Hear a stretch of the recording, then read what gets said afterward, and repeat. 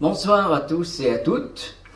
C'est un privilège pour moi d'être ici et j'ai le plaisir de présenter ce soir le sujet intitulé par La théorie de l'évolution est-elle compatible avec les sciences naturelles? D'abord, quelques mots simplement d'introduction au sujet. Lorsqu'on veut parler de sciences naturelles, d'évolution, il faut donner une explication, une définition des termes. Quand on parle pas simplement de science, mais de sciences naturelles, bien entendu, on peut dire les sciences naturelles, au sens strict du terme, sont fondées sur des données empiriques. Ce terme données empiriques veut dire des données qui sont basées sur des faits expérimentaux.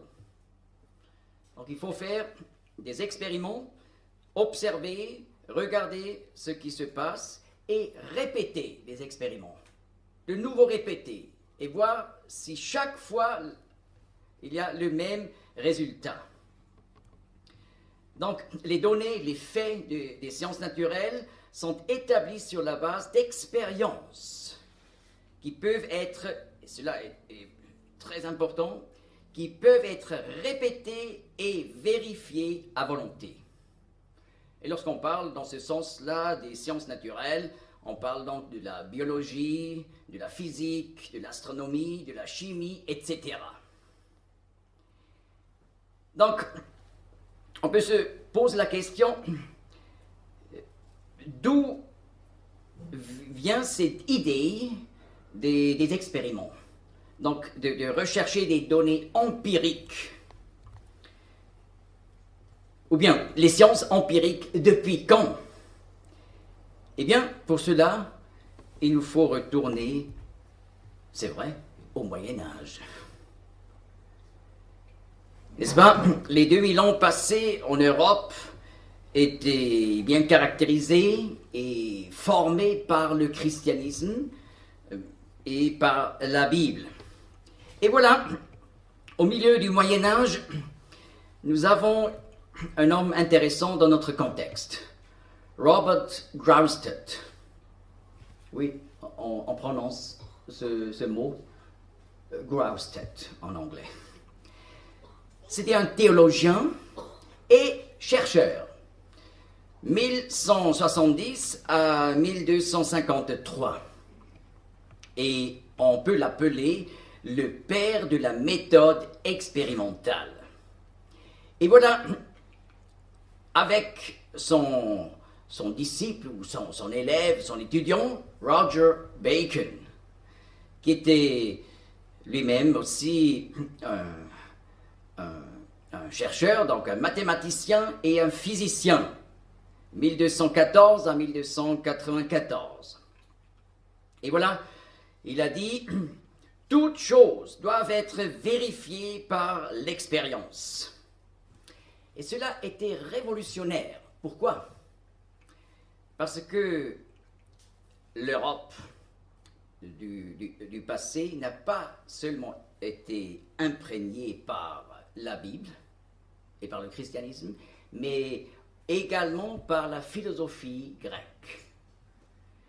Et surtout, le premier millénaire était imprégné par Platon et le deuxième millénaire par Aristote, qui lui-même était disciple ou élève de Platon.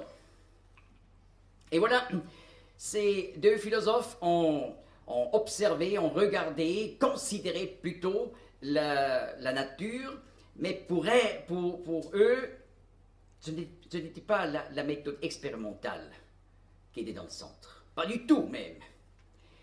C'était surtout une observation simplement intellectuelle.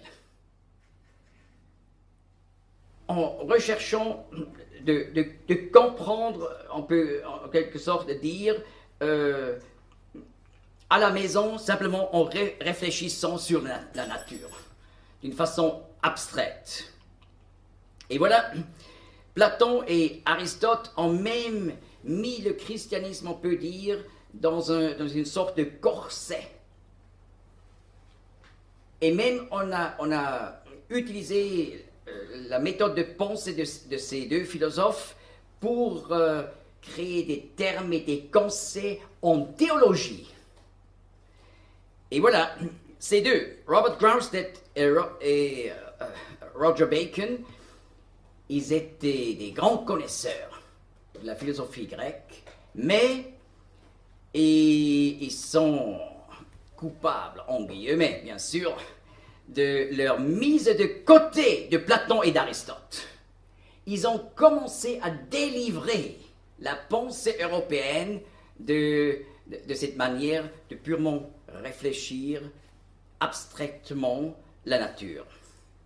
Et voilà, cette nouvelle méthode, en quelque sorte, la méthode empirique, est devenue un essor des sciences naturelles à la Renaissance.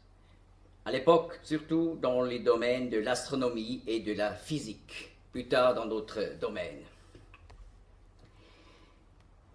Et voilà, ayant dit cela, nous posons de nouveau la question. Y a-t-il conflit entre les faits empiriques et la théorie de l'évolution? C'est peut-être un peu révolutionnaire, cette question, n'est-ce pas? Tout de suite, une grande masse dirait, oui, bien sûr, c'est l'essentiel de la théorie de l'évolution, que c'est de la pure science. C'est basé sur les vraies sciences naturelles. Eh bien, il est intéressant sur la page de Scientific. Voilà. www.scientificamerican.com. On trouve un article intéressant qui parle justement de la méthode scientifique en rapport avec la doctrine d'évolution. Et n'est-ce pas, c'est aussi le nom d'un journal, Scientific American, aux États-Unis, qui est mondialement très connu et qui est aussi un journal important pour faire connaître la doctrine d'évolution comme un fait. Eh bien, John Rennie et Steve Mirsky ont écrit en 2006 leur article où ils disent, littéralement, je vais donner après la traduction, The scientific method involves rigorously observing and experimenting on the material world.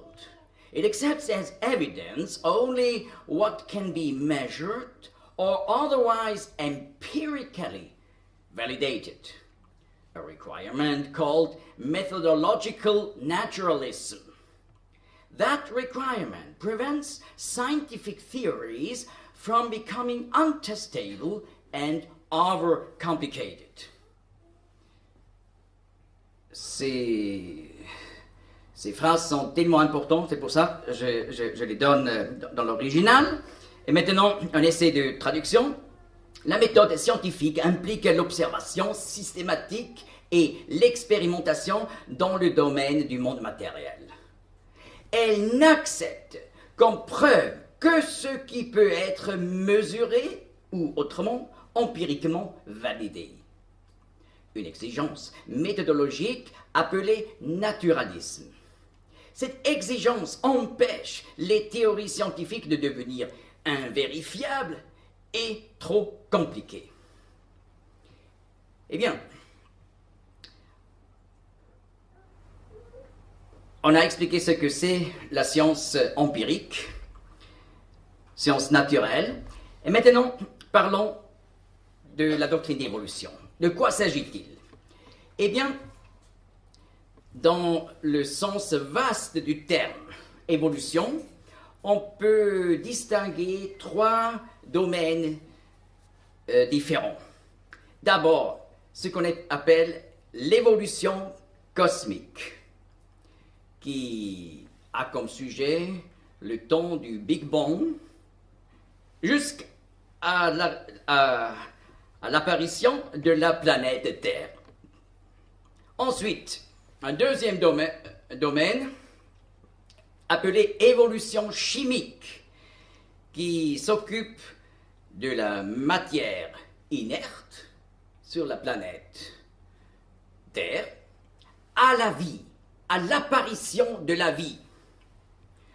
Ensuite, et c'est le domaine que plusieurs appellent dans le sens strict évolution, mais on devrait dire évolution biologique, voilà, qui s'occupe depuis l'apparition de la vie, donc depuis l'organisme unicellulaire jusqu'à l'être humain.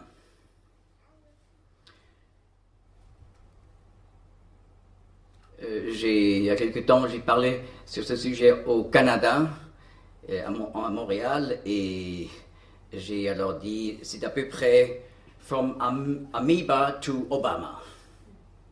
Voilà, depuis l'organisme unicellulaire jusqu'à Obama. Alors, encore une fois, donc, commencement, c'est le Big Bang et l'apparition de l'énergie et de la matière et de l'espace et du temps jusqu'à la planète Terre. Ensuite, de la matière inerte à la vie et ensuite de l'organisme unicellulaire à l'être humain.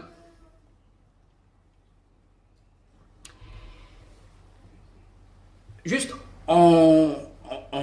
entre parenthèses, il y a aujourd'hui même un combat politique contre le créationnisme, qui serait donc l'opposé de la doctrine d'évolution. N'est-ce pas? Le créationnisme ne veut pas exclure Dieu dans les questions de l'apparition de l'énergie, de la vie, etc., mais implique Dieu comme le créateur. Mais il y a aujourd'hui un combat politique contre le créationnisme. Il faut là considérer la résolution 1580 du Conseil de l'Europe de l'automne 2007, qui, vous pouvez retrouver ça sur Internet. Voilà, c'est une adresse un peu compliquée, mais mettez simplement résolution 1580, Conseil de l'Europe. Vous allez trouver immédiatement le texte dans l'original. Et aussi la discussion qui a anticipé la résolution. C'est aussi très intéressant de voir ça. Eh bien là, ils disent le créationnisme comme alternative scientifique doit être combattu. Le créationnisme pourrait menacer les droits humains. Alors, ça pourrait même être dangereux pour les droits humains. Par exemple, de croire qu'on a été créé par Dieu, le Créateur. Ensuite, ils disent « Seule l'évolution devrait être présentée dans l'enseignement des sciences. » Et bien sûr, ils ajoutent, c'est clair, puisque nous avons la liberté de la religion, et il est possible d'enseigner, de parler de la création dans le cadre de la formation religieuse. Mais jamais on parlait dans les cours de sciences naturelles d'un Dieu créateur, de création ou de créationnisme. Dangereux pour les droits humains. Bien sûr, là, on pourrait dire, oui, mais attendez, qu'est-ce qui s'est passé dans l'histoire assez récente, au XXe siècle, et cela au nom de la doctrine d'évolution, n'est-ce pas? Hitler, il s'est basé sur la doctrine d'évolution pour expliquer son désir d'effacer les Juifs et d'autres peuples. Il s'est basé sur cette théorie pour déclencher la Deuxième Guerre mondiale, avec environ 70 millions de morts. Eh bien, comment vous pouvez dire la foi en le Créateur serait un danger finalement pour les droits de l'homme, eh bien, là, on répond, oui, oui, oui, mais bien sûr, Hitler, il n'a pas compris la doctrine d'évolution. Il a totalement,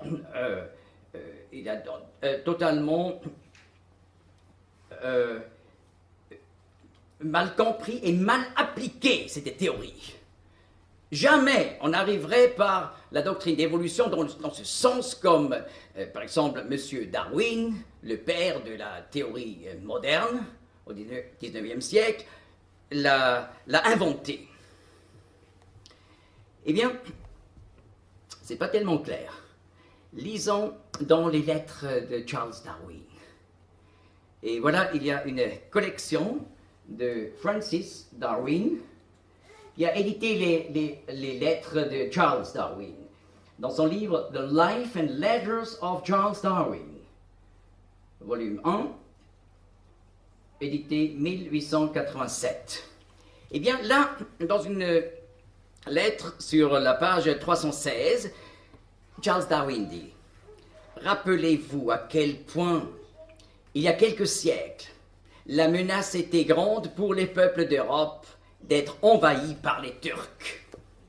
Et combien ridicule une telle idée est maintenant !» Bon, il n'a pas vécu en 2016, n'est-ce pas? Mais il a écrit comme ça. Les races caucasiennes, c'est-à-dire les blancs, typiquement les hommes de l'Europe, les races caucasiennes dites civilisées ont complètement anéanti la lutte pour l'existence des Turcs. On peut imaginer que dans un avenir proche, un nombre infini de races inférieures auront été détruites dans le monde entier par les races les plus civilisées. Eh bien, c'est presque prophétique, n'est-ce pas? C'était donc avant la Première Guerre mondiale, il est décédé avant la Première Guerre mondiale, avant la Deuxième Guerre mondiale. Et il faut quand même le dire, déjà dans la Première Guerre mondiale, l'élite militaire en Allemagne était excessivement imprégnée par la doctrine de Charles Darwin. Donc, de dire il faut enseigner que l'évolution et jamais le créationnisme. Et là, il faudrait que j'ajoute encore, sous le terme créationnisme, on ne comprend pas simplement la foi en le Créateur, mais la science basée sur la foi en un Créateur. Eh bien, nous allons maintenant considérer notre sujet en 3 étapes. D'abord, je vais présenter la question, le Big Bang est-il vraiment science empirique? 2. À l'origine de la vie. 3. De l'unicellulaire à l'être humain. Vous voyez, donc je vais appliquer ce que nous venons de voir maintenant sur les 3 étapes ou 3 domaines de la doctrine d'évolution dans son sens vaste. Alors d'abord, est-ce que le Big Bang est à considérer comme science empirique? Eh bien, un fait empirique est, par exemple, le premier principe de thermodynamique. C'est la loi en physique appelée qui parle de la conservation de l'énergie. Et on peut expliquer cette loi physique, donc, basée sur l'observation, toujours répétée à travers des siècles et des décennies. En fait, l'observation, il n'y a ni création, ni destruction d'énergie. Donc, la somme d'énergie qui existe reste toujours la même. Jamais on voit que l'énergie est détruite. Bien sûr, on peut utiliser l'énergie Mais là, elle est seulement transformée dans une autre forme d'énergie. Mais la somme reste la même. N'est-ce pas? L'usage de l'énergie, de ça, on parle en rapport avec le deuxième principe de thermodynamique. Mais je veux me limiter maintenant à ce premier principe de thermodynamique qui parle donc du fait qu'il n'y a ni création ni destruction d'énergie. Donc, on pourrait dire tout l'univers observable contient donc une certaine somme d'énergie. Mais la somme reste toujours la même. L'an passé, c'était la même chose. Il y a 1000 ans, c'est la même chose. Demain, la somme sera la même comme aujourd'hui. On n'observe pas l'apparition d'énergie nouvelle. Il y a seulement ce qui existe, et cela existe sans être détruite. Bien, cette loi a été pour la première fois formulée par Antoine Lavoisier, 1743 à 1794. Donc ce n'est pas lui qui a inventé, mais c'est lui qui a formulé cette loi. Et voilà, on est d'accord mondialement en sciences naturelles du fait de ce principe. Et d'ailleurs, Antoine Lavoisier était un chrétien convaincu. Donc un homme qui ne croyait pas simplement en une sorte de créateur, mais il croyait en le Dieu créateur de la Bible. Et il était convaincu que la Bible soit la révélation divine à nous, les êtres humains. Juste pour indiquer, on peut être un chrétien convaincu et un grand scientifique dans le domaine des sciences empiriques, naturelles. Eh bien, on parle simplement du Big Bang maintenant. La théorie du Big Bang est la chose suivante. On dit, par le Big Bang est sortie de nulle part la matière. Et avec la matière, qui est simplement une forme d'énergie, l'énergie, mais en même temps l'espace et le temps.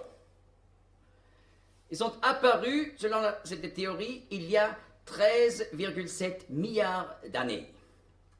Donc, dans cette théorie, on dit, tout d'abord, il n'y avait pas d'univers, pas d'espace.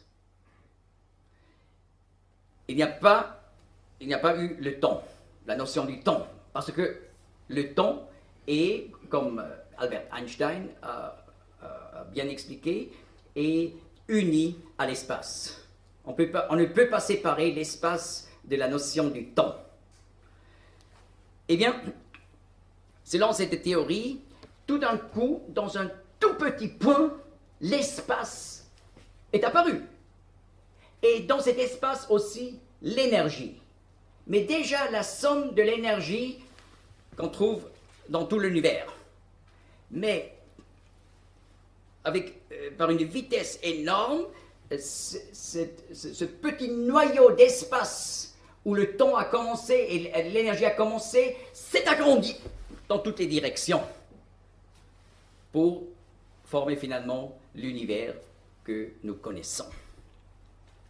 Mais cette idée est bien sûr en opposition avec le premier principe de la thermodynamique, qui dit, simplement expliqué, de rien ne sort rien. Alors là, on dit, de rien, tout est sorti. Et bien sûr, on peut croire cela, mais on n'a pas le droit de dire, voilà, il s'agit ici non pas d'une foi, mais de la science naturelle. Parce que cela contredit les sciences naturelles, les sciences empiriques. On se dit, mais les grands spécialistes, ils le savent aussi, n'est-ce pas? Oui, bien sûr.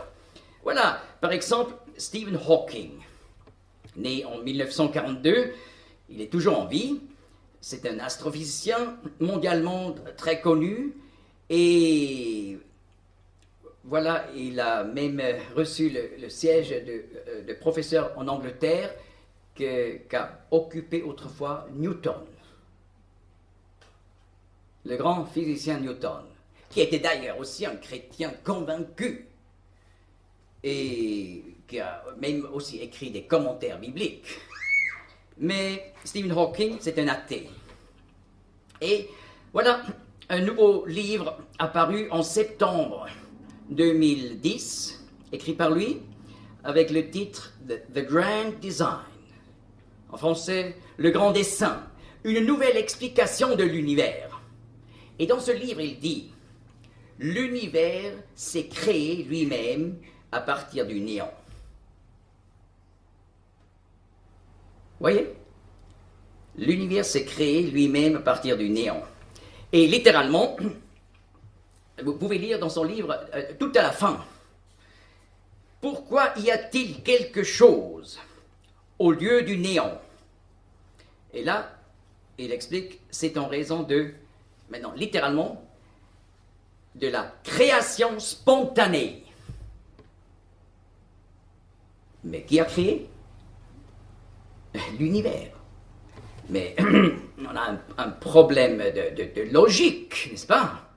Alors là, l'univers devrait exister avant son existence. Oui, mais vous pouvez lire son livre. Et c'est un livre qui était par beaucoup de scientifiques bien reconnu dans le monde entier. Mais déjà un enfant peut réaliser. Il y a là quelque chose qui pose un problème.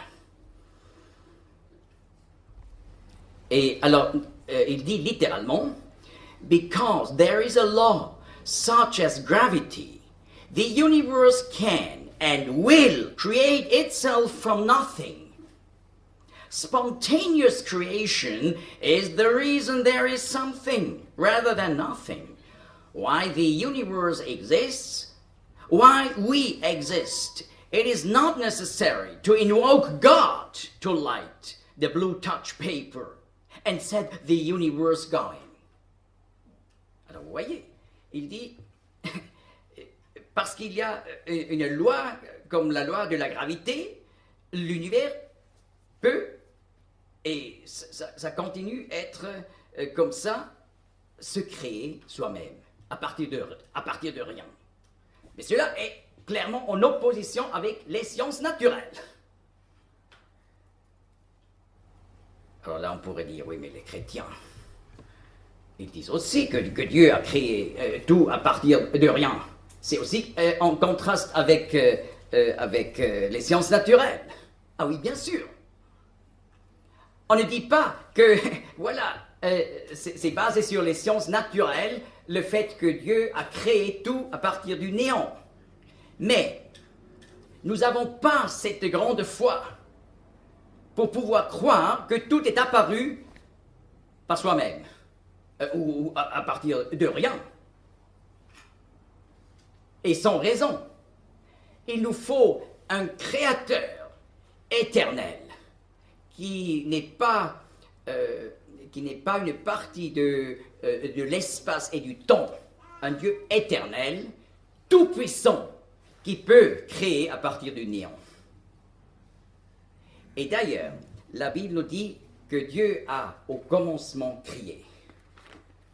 Au commencement, Dieu créa les cieux et la terre. Au commencement. Mais après 6 jours de création, nous avons le 7e jour où Dieu cessa de créer. C'est le jour du sabbat. Et Shabbat, en hébreu,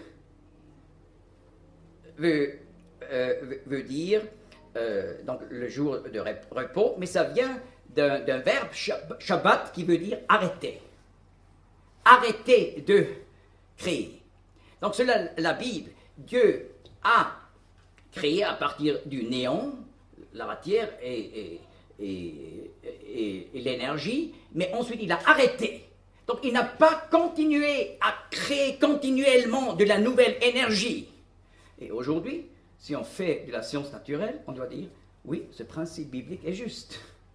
Parce que on voit, il n'y a pas de la nouvelle énergie qui apparaît.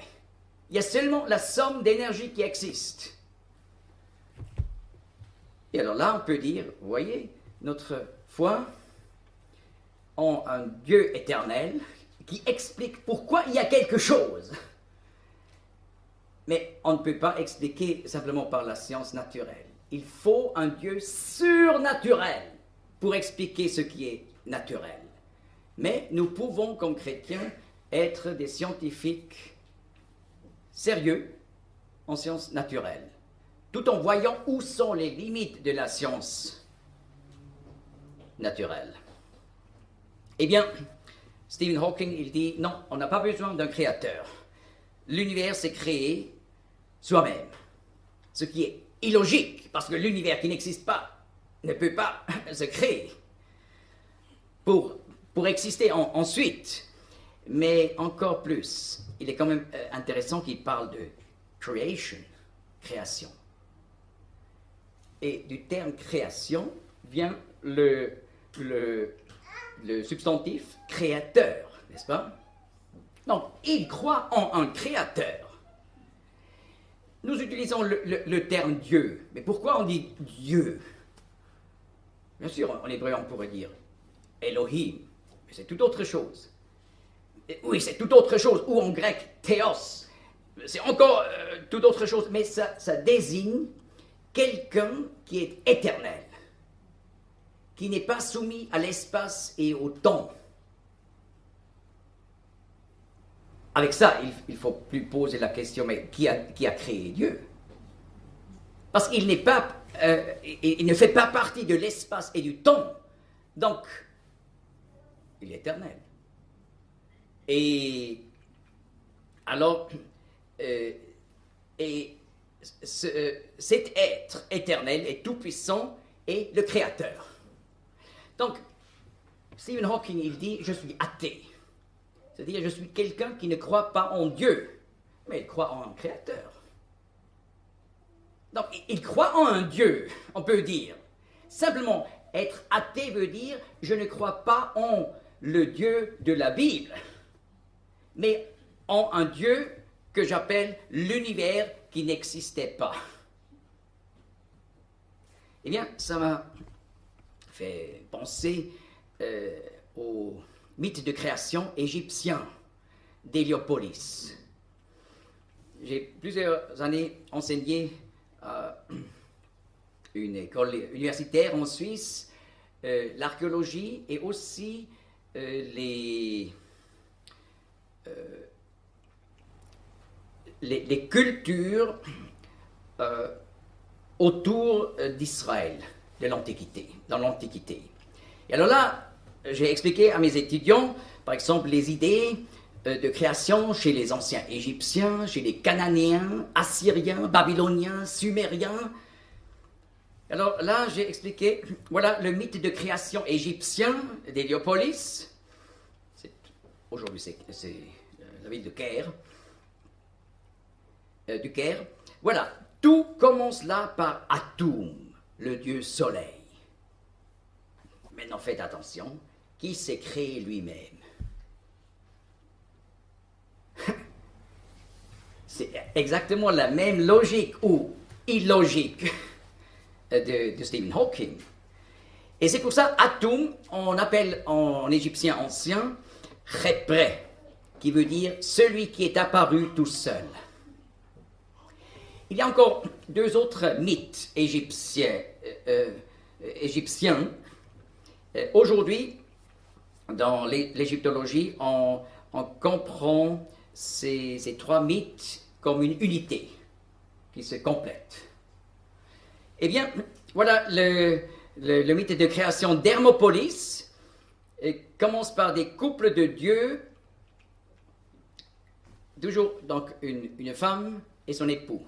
Une femme et son époux. Voilà, d'abord Niau, c'est le dieu, et son épouse Niaut, qui représente le néant. Alors vous voyez, les anciens Égyptiens ont considéré le néant comme un couple de dieux. Ensuite, Kouk, et Kauket, qui représentent les ténèbres. Mais qu'est-ce que c'est, les ténèbres? La lumière, c'est quelque chose, n'est-ce pas? La lumière est une réalité. Mais les ténèbres, en fait, c'est rien. C'est simplement l'absence de la lumière. Donc, pour eux, Kuk et Kauket, les ténèbres, ce sont des dieux. Ensuite, Hu et Hauhet, qui sont des dieux de l'espace et du temps. Intéressant, le temps est aussi considéré comme un dieu. Comme chez les anciens Grecs, Chronos. Chronos veut dire en grec temps. Le temps qui t'écoule, c'est Chronos. Mais c'était considéré comme un dieu. Alors, Hu et Hauhet, l'espace et le temps, et Nun et Naunet, la matière originelle, considérée comme étant l'eau. Eh bien, on peut dire, pour la théorie de l'évolution, c'est la même chose. En fait, c'est une déification du néant, de l'univers inexistant, du néant, de l'espace, du temps et de la matière. Car on dit, à partir de l'espace, du temps et de la matière, tout le reste est apparu. Jusqu'à la phase 3 de la théorie d'évolution, c'est-à-dire jusqu'à Obama. Eh bien, j'ai réfléchi comment on pourrait facilement représenter la doctrine d'évolution. J'essaie toujours dans mes conférences expliquer les choses, si possible, pour qu'un enfant de 12 ans pourrait comprendre. Au moins suivre la grande ligne. Parce que j'ai fait l'expérience, ensuite les adultes comprennent aussi. Eh bien, voilà, j'ai pris cette photo de Tel Aviv, une des tours bien connues de Tel Aviv. Et on peut dire, la doctrine d'évolution est comme une tour immense. Et représentez-vous le fait qu'il y a là une chambre et vous testez dans les prises, il n'y a pas d'électricité. Alors qu'est-ce qu'il faut faire? On va dans la chambre juste à côté pour vérifier, pas d'électricité. Alors on continue dans la prochaine chambre et on va donc d'une pièce à l'autre, rien. Alors on descend un étage. On continue comme ça. Mais c'est bête, n'est-ce pas? Quelqu'un qui comprend un peu quelque chose des installations électriques, il dit alors tout d'abord, je vais tout en bas. Et là, peut-être, il y a donc l'installation principale d'électricité. Et s'il y a là pas d'électricité, il ne faut plus tester en haut. C'est clair. Eh bien, mesdames et messieurs, nous étions juste vers le commencement de la doctrine d'évolution tout en bas. Et on a vu, il n'y a pas d'électricité dessus. Ce n'est pas de la science naturelle. Et on ne peut pas présenter la doctrine d'évolution comme un fait de science naturelle parce que ça commence déjà par une contradiction fondamentale aux sciences naturelles. Eh bien, alors ça, là on pourrait de nouveau dire, mais il y a des gens tellement intelligents dans le monde entier, pas seulement en France, n'est-ce pas? Nous les Suisses, nous savons que nous n'avons pas autant de grands scientifiques comme vous avez en France.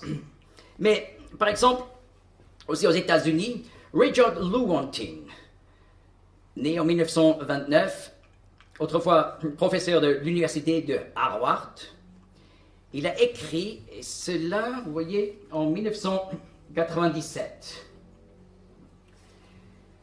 Notre disposition à accepter des affirmations scientifiques à l'encontre de notre bon sens. Il faut que j'insiste, Richard Lewontin est un grand spécialiste pour la doctrine d'évolution. Notre disposition à accepter des affirmations scientifiques à l'encontre de notre bon sens est la clé de la compréhension du véritable combat entre la science et le surnaturel. Nous choisissons le camp de la science malgré les absurdités manifestes de quelques-unes de ces théories. Parce que nous avons un engagement prioritaire envers le matérialisme. Il le dit clairement. Je ne suis pas athée, évolutionniste, parce que je peux dire c'est basé sur les sciences naturelles. Non, c'est un engagement prioritaire, je dis, la dernière réalité est la matière. C'est ça que le matérialisme. Pas tout le monde est aussi honnête comme lui. J'ai un respect profond si quelqu'un est tellement honnête, il dit exactement d'où viennent ses pensées, sur quoi il se base exactement. Et il ne dit pas n'importe quoi à ses disciples ou à ses étudiants. Voilà une citation qu'on attribue en général à Werner Heisenberg, physicien allemand, fondateur de la mécanique quantique, un prix Nobel. La première gorgée de la coupe des sciences naturelles rend athée. Mais au fond de la coupe, Dieu attend. Et maintenant, une citation d'Isaac Newton, donc ce grand physicien qui a dit « Qui considère la physique superficiellement peut croire en Dieu. Qui y réfléchit à fond doit croire en Dieu. » Maintenant, nous allons considérer la deuxième étape, à l'origine de la vie. Eh bien, c'est un fait, quand on considère la vie, depuis les êtres unicellulaires jusqu'à l'homme, tous les êtres vivants sont composés de chaînes excessivement longues en chimique. Dans chaque cellule, il y a des longues chaînes de DNA. Chez l'homme, d'ailleurs, ça fait 1 mètre. Mais c'est mis dans une cellule, n'est-ce pas? Qu'on ne peut pas simplement voir simplement à l'aide des yeux. Mais ce sont des chaînes énormes et aussi des chaînes de protéines et de RNA. DNA, RNA et protéines. Eh bien, là, nous avons un très très grand problème pour la doctrine d'évolution. Un des grands spécialistes pour la chimie macromoléculaire, n'est-ce pas, pour que tout le monde comprend. Toute la matière est composée d'atomes. Mais quand on met des atomes ensemble, là, on forme des molécules. Par exemple, l'eau est composée donc des atomes H et d'oxygène. Et si on met ça ensemble, on obtient de l'eau. C'est une molécule, une petite molécule. Mais les grandes chaînes, les longues chaînes, ce sont des macromolécules. Eh bien, Bruno Vollmert, il a écrit un livre intitulé par Das Molekül und das Leben. Vom makromolekularen Ursprung des Lebens. Was Darwin nicht wissen konnte und Darwinisten nicht wissen wollen. En français, la molécule est la vie. De l'origine macromoléculaire de la vie, ce que Darwin ne pouvait pas savoir et les darwinistes ne veulent pas savoir. Reinbeck, bei Hamburg, 1985. C'était un grand professeur dans cette matière. Et alors là, il explique, dans la nature, les chaînes macromoléculaires se dissocient très tôt. Lorsque des atomes et des molécules commencent à former des chaînes. Dans la nature, les chaînes macromoléculaires se dissocient très tôt. Les lois concernant la formation des macromolécules sont bien connues grâce à des décennies d'expérience. Ça, c'est science empirique. Il dit, il n'y a aucune possibilité pour que la molécule d'ADN puisse former un protozoaire, donc une première cellule. Cela contredit toutes les lois de la nature. L'origine de la vie par elle-même est impossible. Il explique qu'il n'y a aucune possibilité pour que la molécule d'ADN puisse former un protozoaire. Pardon, ici. Encore plus loin. L'allongement de la molécule d'ADN d'une espèce animale à une autre ne fonctionne pas non plus. La formation de chaînes de cette importance est également impossible.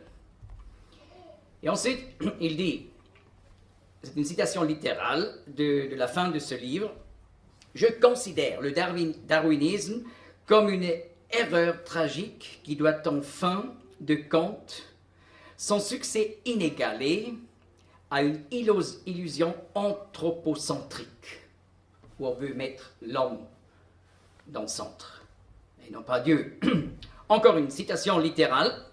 « Avec la question de l'origine de la vie, il en va de même qu'avec la question de l'origine de la matière.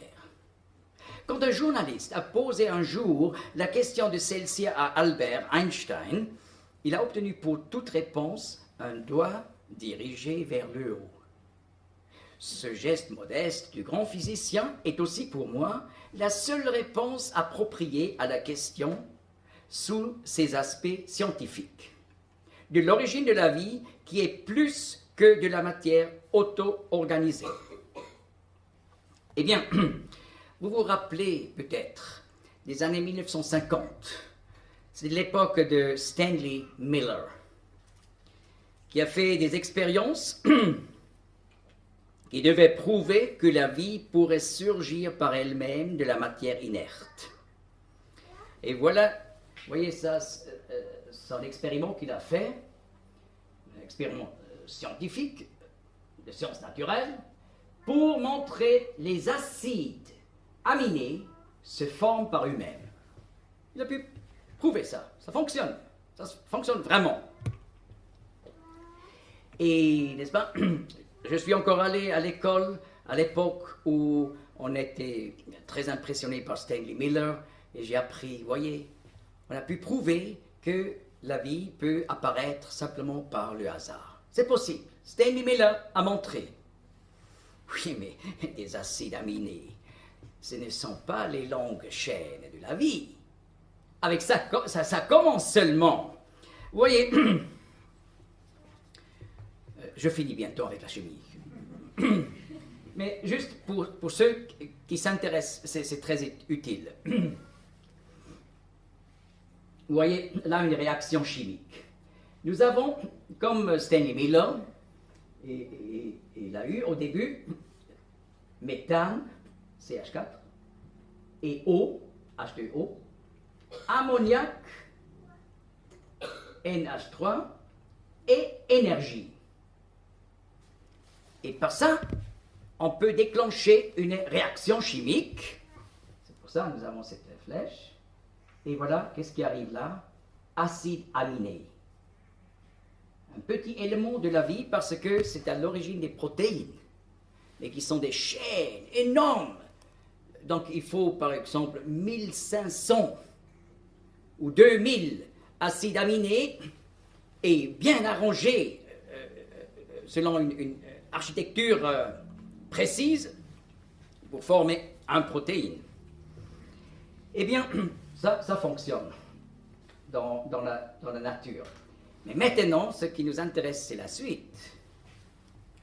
Nous avons ici, voilà, une molécule d'acide aminé, encore une molécule et une réaction. Vous voyez la flèche? Et ils se mettent ensemble et ça forme un dipeptide. Deux acides aminés ensemble. On peut aussi obtenir des tétrapeptides. Là, on a 4 ensemble. Mais nous voudrions bien sûr aller jusqu'à 1500, à 2000. Ça ne marche pas. Pourquoi? Parce que c'est une réaction qui avance et puis qui retourne. C'est pour ça que j'ai mis cette flèche. Vous voyez, par cette réaction, on obtient donc du déchet, une molécule d'eau. Et ça, c'est très bête. Les molécules d'eau cassent les chaînes. Et voilà, ça retourne. Nous avons de nouveau une molécule acide aminé, une molécule acide aminé. On arrive peut-être au maximum jusqu'à 50. On n'arrive pas plus loin. Donc la réaction avance, elle retourne, avance, retourne, jusqu'à ce qu'il y a finalement un équilibre thermodynamique, comme on dit. Fini. Impossible. C'est donc, à travers les décennies, on a fait des essais, toujours la même chose, impossible. Si on croit quand même, on va à l'encontre des sciences naturelles. Eh bien là, de nouveau, on pourrait dire, oui, mais les grands scientifiques, ils savent sûrement ce problème. Ah oui, bien sûr, ils le savent. Juste un exemple.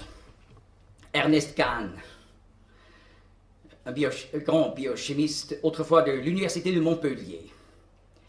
Dans une conférence qu'il a tenue, d'ailleurs déjà en 1964, au CERN, à Genève, il a dit « Il est absurde et absolument fou de croire qu'une cellule vivante soit apparue d'elle-même. Mais je le crois pourtant, parce que je ne peux pas me l'imaginer autrement. » Aussi un homme honnête qui dit ce qu'il pense vraiment. Mais j'aime encore citer un autre, qui aujourd'hui fait partie des tout grands évolutionnistes et des plus grands combatteurs contre la foi en un créateur, Richard Dawkins.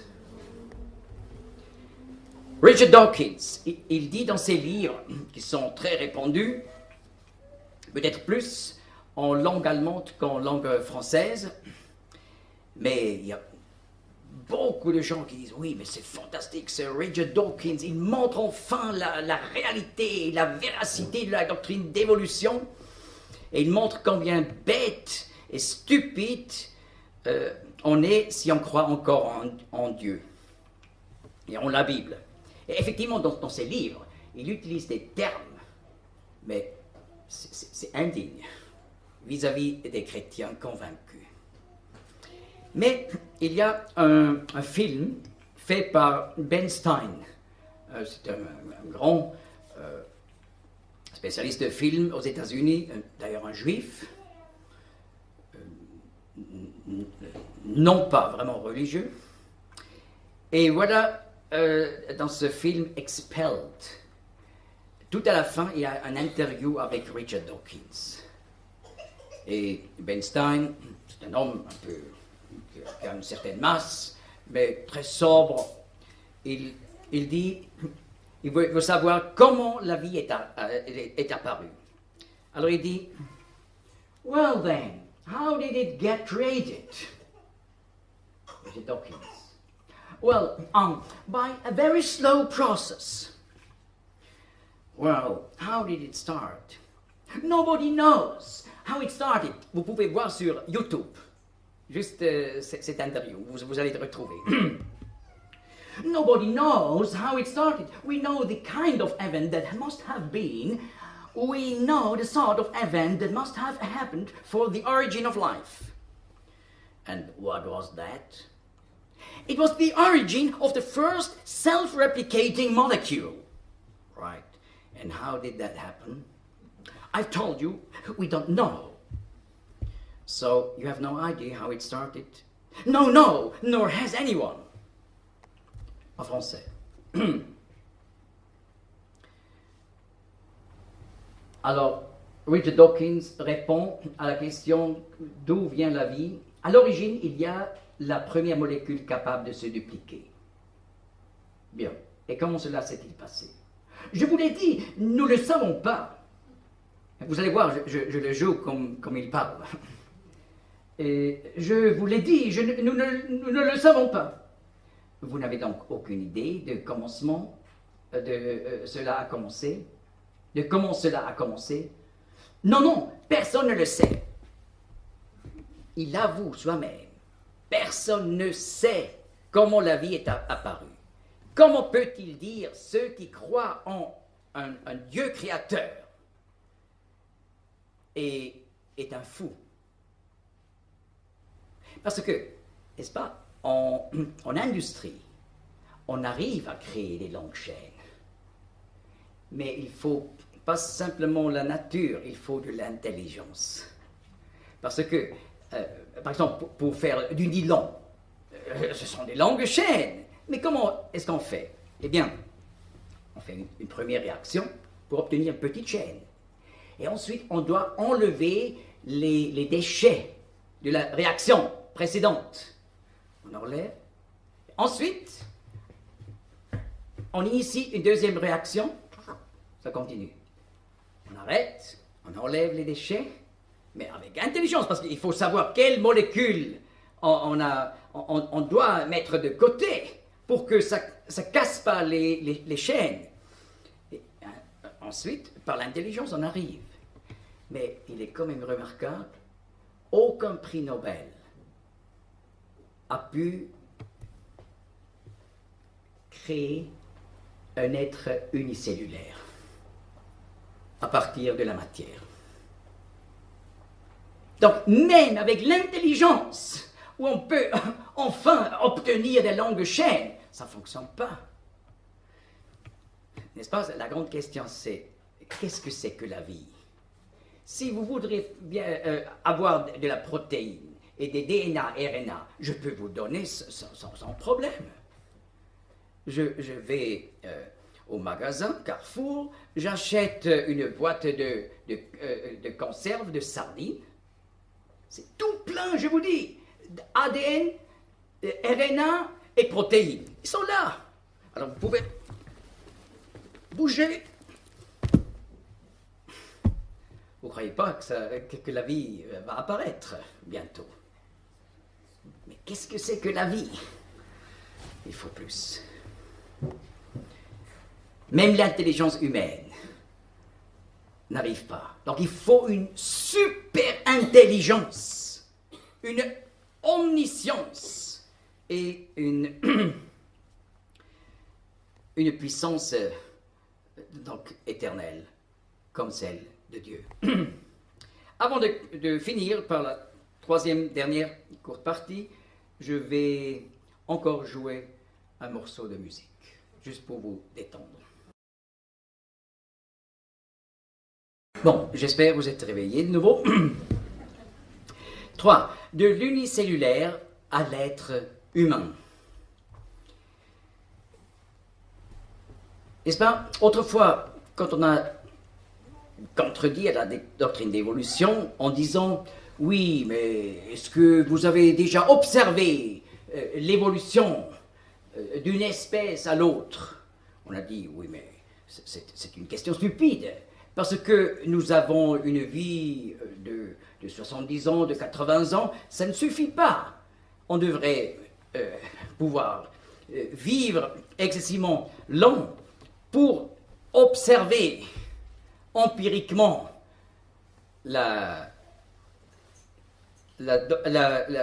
l'évolution biologique d'une espèce à l'autre. Mais aujourd'hui, on peut dire les bactéries, les êtres unicellulaires, ont des temps de génération d'environ 20 minutes.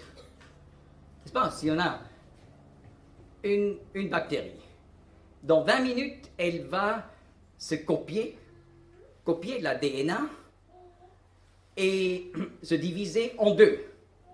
Après 20 minutes, ces deux vont se diviser 4, 8, etc. Eh bien, environ 20 minutes. Ça dépend des bactéries. Cela veut dire, ainsi on obtient 26 280 générations par an. en 10 ans, 262 800 générations. C'est pas mal. Bien sûr, on peut observer. Et on a observé. Donc, sur tant de générations, et qu'est-ce qu'on a vu? Aucune formation de nouveaux organes n'a jamais pu être observée. Donc, l'observation, justement, en contraste, montre qu'il n'y a pas d'évolution. Bien sûr, là, on répond, oui, mais c'est pas du tout vrai. On peut tout le temps, on peut observer l'évolution, parce que déjà le fait de la résistance aux antibiotiques, c'est une preuve de l'évolution. Et d'ailleurs, dans la discussion en rapport avec le Conseil européen, on a cité justement ce domaine-là, pour montrer combien c'est important de connaître la doctrine d'évolution pour comprendre de tels développements. Eh bien, il y a plusieurs raisons par lesquelles des bactéries peuvent obtenir de la résistance contre les antibiotiques. Je vous montre un exemple, non, 2 exemples. On peut, comme bactérie, devenir résistante contre l'antibiotique par la perte de l'information. N'est-ce pas? Nous avons ici une bactérie dangereuse. Et si on amène de l'antibiotique, ça la tue. Pourquoi? Parce que cette bactérie, elle produit bien sûr aussi des déchets, comme nous les humains. On va à la toilette. Et ils ont aussi une forme de laisser sortir ce qui est plus utile. Et là, ils peuvent donc produire quelque chose qui, en contact avec l'antibiotique, devient toxique et tue la bactérie. Eh bien, on observe que des bactéries perdent une partie de l'ADN où c'est écrit comment on produit donc cette forme de déchet. Il n'arrive plus. Et ensuite, on applique l'antibiotique en prenant le médicament. Si les bactéries savaient rire, ils diraient « Ah, tu ne peux plus rien faire. Je suis résistante. Mais cela ne veut pas dire qu'il y a eu une évolution, mais c'est une perte d'information. Bien sûr, ça donne un avantage.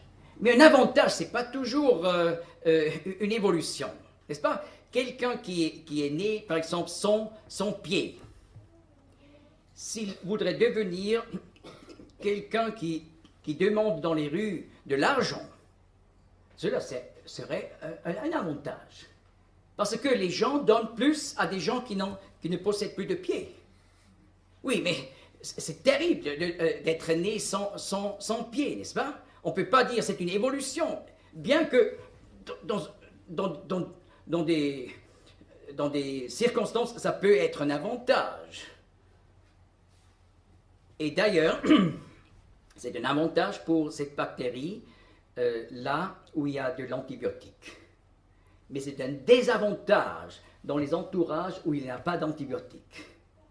Donc cette perte est seulement positive dans quelques circonstances, mais pas pour toujours. Et un deuxième exemple, c'est la reprise de l'information par une autre bactérie. Ça, c'est fantastique. Parce que ça, on ne connaît pas des lions ou des éléphants ou des singes ou des humains. Nous ne savons pas faire ça. Et les bactéries peuvent échanger des parties de l'ADN. où il y a de l'information, à d'autres êtres unicellulaires. Et il y a des bactéries qui possèdent une résistance contre l'antibiotique. D'où est-ce que ça vient? On n'a jamais observé. Ils ont cette capacité. Et ils peuvent donner cette partie du logiciel, on peut dire, aux autres qui n'ont pas, et ils deviennent des bactéries qui sont résistantes contre les antibiotiques. Donc, ce n'est pas une preuve pour l'évolution. Ça montre simplement comme c'est fantastique parmi les bactéries qui peuvent échanger des logiciels. Et cela d'une façon légale, n'est-ce pas? Ensuite, il faut encore considérer le fait que, selon la théorie de l'évolution, il y a eu environ 100 000 générations de l'animal à l'être humain. Vous voyez? Et ça, on peut observer vers les bactéries, et on doit dire qu'il n'y a pas d'évolution. Ça ne fonctionne pas. Donc, la science empirique contredit à la doctrine d'évolution. Et pour finir, encore un article excessivement intéressant. Gerald Bergman, il a édité un travail scientifique intitulé par Darwinism and the Deterioration of the Genome. Et là, ils ont ramassé, dans une étude, environ 19 millions d'articles scientifiques. N'est-ce pas? Ce n'est pas seulement Bergman, mais avec beaucoup d'autres scientifiques ensemble. Ils ont utilisé 19 millions d'articles scientifiques où 453 732 mutations sont documentées. Qu'est-ce que c'est une mutation? Une mutation, c'est un changement dans le logiciel de l'ADN. Et cela arrive, par exemple, par des rayonnements venant de l'univers, par des produits chimiques. Il y a plusieurs raisons pourquoi il y a tout le temps donc, des petites erreurs, des changements dans l'écriture du logiciel de la vie, de l'ADN.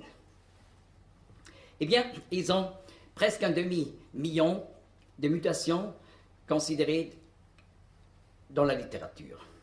Et dans cette littérature, on a pu montrer que 186 mutations de ce demi-million étaient avantageuses. Mais avantageuse ne veut pas dire un progrès, une évolution. Seulement avantageuse dans des circonstances. Mais il n'y a pas une seule mutation avec une augmentation de l'information génétique. Et c'est ça la base de l'évolution biologique. On dit il y a tout le temps eu, depuis le premier être unicellulaire jusqu'à Obama, il y a toujours eu une augmentation de l'information génétique. Mais dans la littérature, le fait est il n'y a pas une seule mutation dans tous ces 19 millions d'articles scientifiques. Donc, de nouveau, la science naturelle contredit la doctrine d'évolution. Et c'est pour ça la Bible n'est pas simplement un livre de hier qui est dépassé à cause de la science et des sciences naturelles. Pas du tout. Mais elle nous donne justement une base pour comprendre le monde. Et sur la base de cette révélation de Dieu, on peut comprendre la réalité, aussi la réalité scientifique. Ça fait, finalement, ça donne un sens. Et bien sûr, on pourrait dire, oui, mais c'est aussi simplement des êtres humains qui ont décrit la Bible, qui commence en hébreu, d'ailleurs par la première phrase, au commencement, Dieu créa les cieux et la terre. Ce sont 7 mots en hébreu et 4 fois 7 lettres. Bereshit, bara, Elohim, et hashamayim, ve et haaretz. Oui, on dit, c'est simplement des hommes qui ont inventé cela. Eh bien, la Bible est pleine de prophéties accomplies. Des centaines de prophéties. Concernant Jésus-Christ, plus de 300 prophéties accomplies. Concernant le peuple d'Israël et son retour du monde entier dans les décennies passées. Eh bien, des prophéties vraiment détaillées. Par exemple, dans le livre de Daniel, j'ai compté 200 prophéties accomplies concernant l'histoire mondiale. Et vraiment détaillées. Et par exemple, dans Daniel 11, j'ai compté 150 prophéties accomplies et toujours dans la bonne suite. Voyez, cela, on ne trouve pas dans le Coran. Vous pouvez demander des musulmans, apportez-moi une liste de 150 prophéties accomplies du Coran. Vous n'allez jamais recevoir. Mais il faut gentiment et avec respect demander. Demandez à des hindous, à des bouddhistes. Vous n'allez jamais recevoir une liste. Oui, je le dis comme ça, mais faites l'essai. Mais je peux vous donner des grandes listes de prophéties accomplies. 200 du livre de Daniel, j'ai d'ailleurs écrit un livre là-dessus. Et 180 prophéties des dernières décennies. J'ai aussi écrit un livre en français. On peut le montrer, seulement dans la Bible.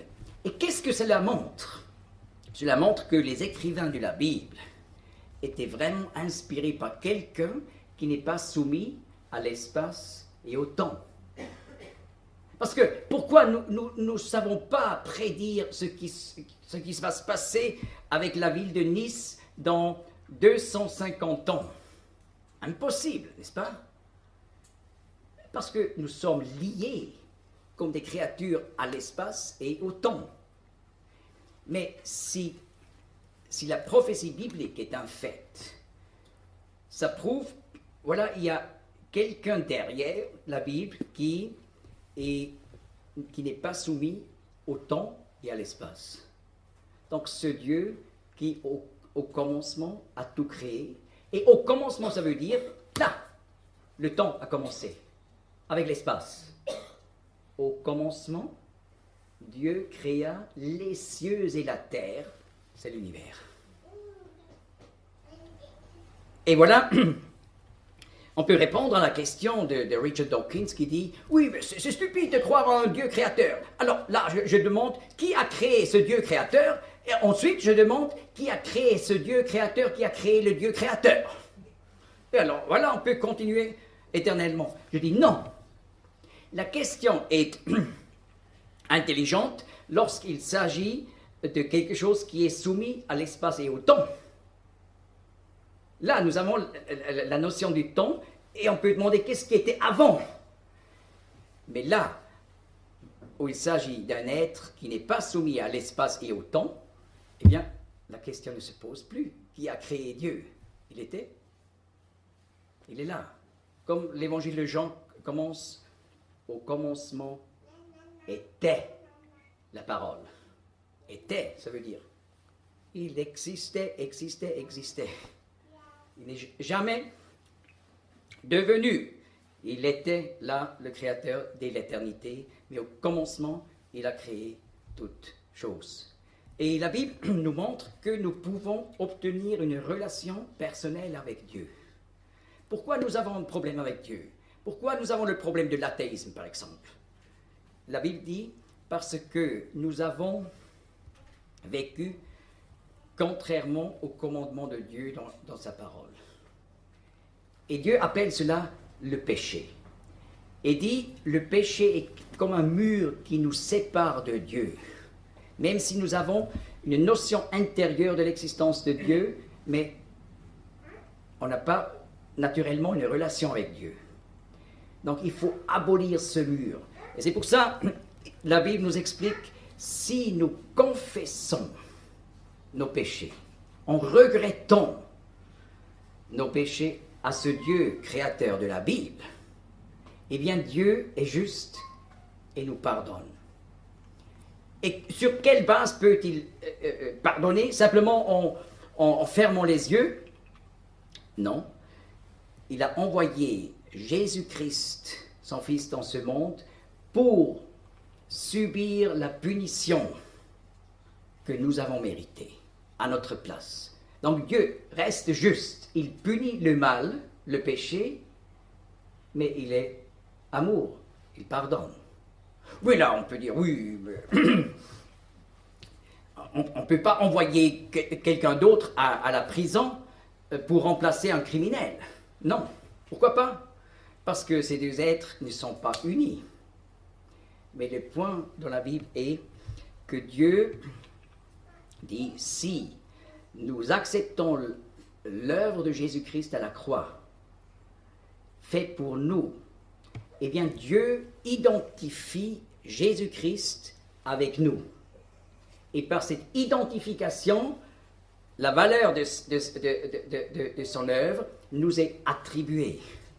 Et ainsi Dieu peut être juste et à la fois il peut être amour. Et voilà, c'est la bonne nouvelle. On doit contester la doctrine d'évolution comme étant une doctrine qui, je dis consciemment le terme avec une connotation religieuse, n'est-ce pas? Une doctrine qui contredit les sciences naturelles. Eh bien, mais qu'est-ce que ça nous ouvre? Ça nous ouvre la perspective que nous pouvons obtenir justement une relation personnelle avec ce Dieu merveilleux, le Créateur. J'ai fait l'expérience que souvent des gens, dans des situations difficiles de la vie, commencent à s'approcher de Dieu, de Jésus-Christ. Mais je me suis dit, mais pourquoi on attend jusque-là? Il y a parfois des gens, quand on commence à discuter sur la Bible, sur Jésus-Christ, ils disent, j'ai pas besoin. Ça va bien, j'ai pas besoin de Dieu. Oui, mais comment pas besoin? La Bible ne dit jamais, tu as besoin de Dieu parce que ça va mal. Non. Parce que nous sommes séparés, il faut rechercher la relation avec notre Créateur. Mais en fait, on devrait s'approcher de Dieu pour simplement le remercier parce que ça va tellement bien. Parce que nous sommes tellement à l'aise, ce qui est juste pour plusieurs en Europe, n'est-ce pas? Quand on voit le contraste dans d'autres cultures, eh bien, c'est déjà une raison, comme il est écrit dans le psaume 103, je finis avec ça.